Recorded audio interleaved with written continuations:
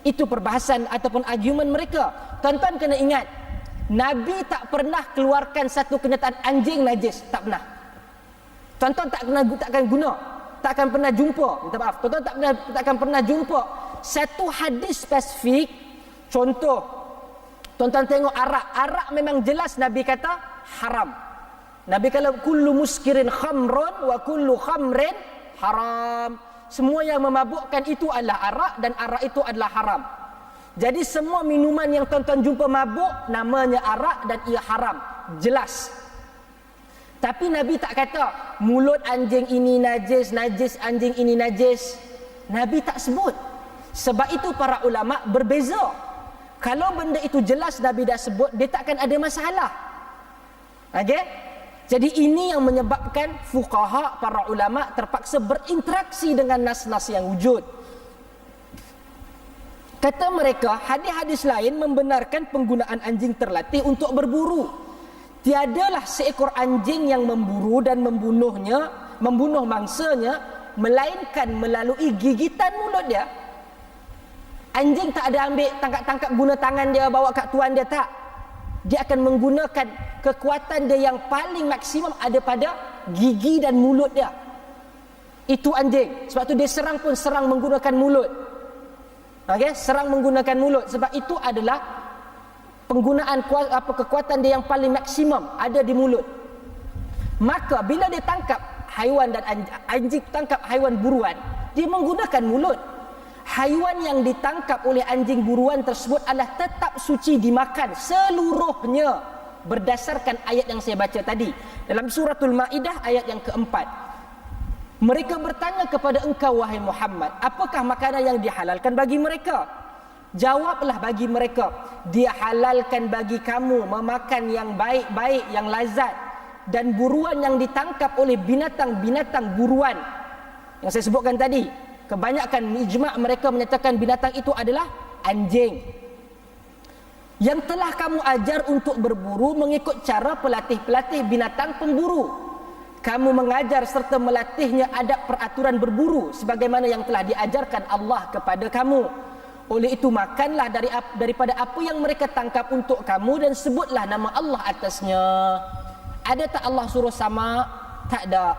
Maka ia kekal secara umum, ia halal, ia suci. Jadi daripada ayat ini, ayat Quran, para ulama mazhab Malik, mazhab Hanafi dan juga Syekhul Islam Ibn Taymiyah kata tak ada masalah dalam bab tersebut. Berdasarkan gabungan dalil-dalil ayat di atas dan hadis-hadis yang membenarkan penggunaan anjing terlatih untuk memburu, maka mazhab Malik berpendapat bahawa mulut, lidah dan air liur anjing bukan najis. Tetapi mazhab kita Syafi'i kata najis. Saya bukan suruh tuan-tuan tukar mazhab, tak. Tetapi supaya tuan-tuan tahu bahawa ada di sana pandangan kedua yang bukan lemah, kuat juga. Untuk kita tahu, kita hormat dan jangan melampau. Jangan melampau. Kalau nak kata tak ada manfaat, itu mungkin perkara kedua. Saya pun dah jawab tadi, kalau ada manfaat, banyak benda yang tak manfaat pun dalam hidup kita buat. Kita buat. Kita pergi tengok panda yang saya kata, kadang-kadang kita pergi tengok. Tuan-tuan pergi yang tak tahu apa, pergi dalam muzium bayar, tengok lukisan. Tuan-tuan bukan faham apa. Tak manfaat kepada tuan-tuan. Tapi sebab benda manfaat tak manfaat ni very subjektif. Very subjektif. Mungkin pada tuan-tuan tak manfaat, bagi orang lain ada manfaat. Sebab tuan-tuan bukan doktor haiwan, orang lain doktor haiwan. Tuan-tuan bukan rescuer, penyelamat kepada haiwan, untuk bomba dan sebagainya, terpaksa kadang-kadang menyelamatkan binatang-binatang tersebut. Kita patut kita kata agama tak turun pada kita sahaja. Agama bukan mengikut cita rasa dan acuan kita. Ia mengikut kitab Allah dan juga sunnah Rasul sallallahu alaihi wasallam. Kalau ia dibenarkan oleh Allah dan juga Rasul, maka ia dibenarkan. Walaupun tuan-tuan suka ataupun tidak, Allah dan Rasul telah pun membenarkan dia. Jadi dua pandangan ini, selalu kan orang kita akan, bila dah ada dua pandangan, Ustaz, jadi mana yang perlu saya pegang? Pertama, nasihat saya, tuan-tuan baca, tuan-tuan faham, tuan-tuan buat rujukan, tuan-tuan buat keputusan sendiri, mana tuan-tuan nak pegang. Cuma jangan ekstrim. jangan fanatik, jangan ta'assub, sehingga kita tahu benda itu dalam keadaan perbezaan pandangan, kita pergi melampau dalam bab tu. Hari ini jadi masalah apabila kita sendiri bermasalah sebab kita tak tahu. Kita tak baca banyak, Quran pun kadang-kadang seminggu sekali tu pun kira gagah lah. Tiba-tiba kita nak bagi pandangan seperti kita lah. Sebab tu saya kata Malaysia ni, bila kapal terbang hilang, semua ni penuh. Kalau letak masjid ni pun tak cukup. Pakar-pakar aviation semua nak bagi pandangan dia. Bila agama, semua nak bagi pandangan agama, sedangkan dia pun tak tahu apa. Maka yang pertama, tuan-tuan baca, tuan-tuan kaji, tuan-tuan semua ada handphone, tuan-tuan boleh buka, tuan-tuan boleh Google. Cari pandangan pertama, cari pandangan kedua. Buka buku, pergi library. Tuan-tuan buat keputusan sendiri. Sebab akhir sekali, saya tak boleh impose, saya tak boleh paksa tuan-tuan untuk pegang dengan apa yang saya katakan. Ia hak tuan-tuan untuk memilih. Tetapi sebelum buat pilihan, mengkaji, buat kajian, belajar. Dan jangan melampau di dalam pandangan kalau ia ada keluasan dan pandangan kedua dan ketiga. Tetapi kalau kita tengok, ada di kalangan, kalau untuk kita sebut tentang mazhab Syafi'i paling kuat, selesailah, sebab ini adalah tempat majoriti orang bermazhab Syafi'i. Cuba kita tengok pada pandangan mazhab yang lain yang kata pandangan yang kedua itu lebih kukuh dan kuat. Mereka kata kaedah qiyas yang digunakan oleh mazhab Syafi'i untuk menghukum seluruh anjing sebagai najis adalah qiyas yang lemah bagi mazhab Malik dan mazhab Hanafi. Ini bukan hina tuan-tuan. Mereka buat kajian akademik. Bila tengok ada satu orang datang kat masjid ni, dia buat kajian, dia tengok kekukuhan masjid ni. Datang pula engineer yang lain, tengok dan sebagainya. Oh, ada kukuh. Yang kau nampak itu sebenarnya telah disokong oleh elemen yang lain. Nampak perbezaan itu? Bukan dia berbeza maksud dia nak bermusuh, dia nak kutuk, tak. Tetapi pandangan kedua untuk kita nilai dan baca. Kata mazhab Maliki dan Hanafi, ini kerana asal kepada usul kaedah qiyas adalah bagi mencari hukum yang terhadap kes yang baru tidak wujud pada zaman Nabi. Kalau tuan-tuan nak guna qiyas, tuan-tuan adalah menggunakan qiyas yang tidak wujud untuk isu yang tidak wujud pada zaman Nabi SAW. Contoh, kita ada isu rokok dan juga dadah hari ini. Apabila para ulama bincang, dadah dan juga rokok ni haram ke halal? Mereka menggunakan kaedah qiyas sebab rokok dengan dadah ada tak zaman Nabi? Tak ada.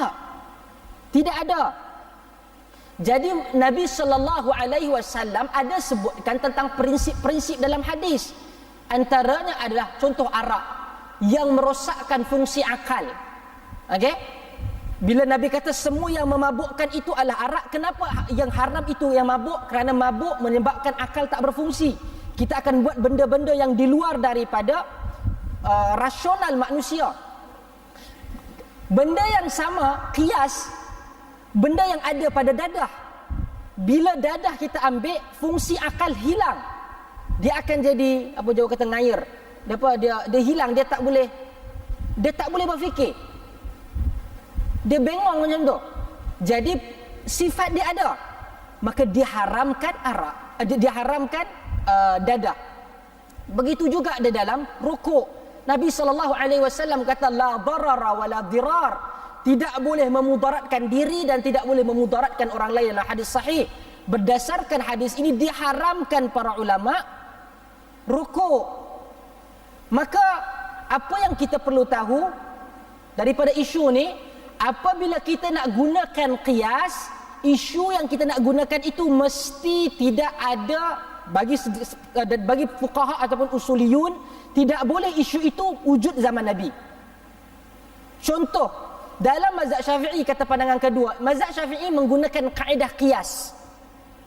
Kaedah qiyas itu untuk katakan lidah dan mulut ini represent ataupun dia menggambarkan keseluruhan badan. Maka kalau katakan lidah itu najis, maka seluruh badan najis. Tetapi anjing ada tak zaman Nabi? Ada. Ada. Dan Nabi hanya sebut tentang mulut saja. Nabi tak kata pasal tubuh badan dia yang lain. Jadi bagi mazhab Maliki, bila dia kata itu bukanlah najis, Mereka katakan bahawa sebab zaman Nabi, sebab Imam Syafi'i gunakan kaedah qiyas, tak boleh guna kaedah qiyas dalam bab ni sebab anjing masih lagi wujud pada zaman Nabi. Itu sebab dia, bukan suka-suka hati. Oh, suka-suka hati je dia ni nak katakan. No, mazhab Malik bincang daripada sudut pandangan usul. Pada pandangan usul. Jadi dia kata pada zaman turunnya wahyu dan as-sunnah, anjing itu sudah pun ada, tapi Nabi tak sebut melainkan pada mulut sahaja. Illah ataupun sebab bagi kes baru tersebut dikaitkan secara analogi kepada satu kes yang sudah sedia ada wujud pada zaman penurunan wahyu, iaitu pada zaman Nabi SAW. Bagi kata mereka, oleh yang demikian kaedah qiyas yang digunakan oleh mazhab Syafi'i tidak valid, kata dia. Sebab itu perbezaan ini wujud. Pahami perbezaan, kenapa ia berbeza, baru tuan-tuan boleh nak ulas lebih daripada ataupun lajak daripada laju. Kesimpulannya, anjing adalah haiwan yang sedia ada wujud zaman Rasulullah sallallahu alaihi wasallam. Apabila tiada ketentuan hukum diturunkan dalam persoalan najis ataupun tidaknya anjing, bererti hukum anjing kembali kepada yang asal, iaitu haiwan itu tidak najis.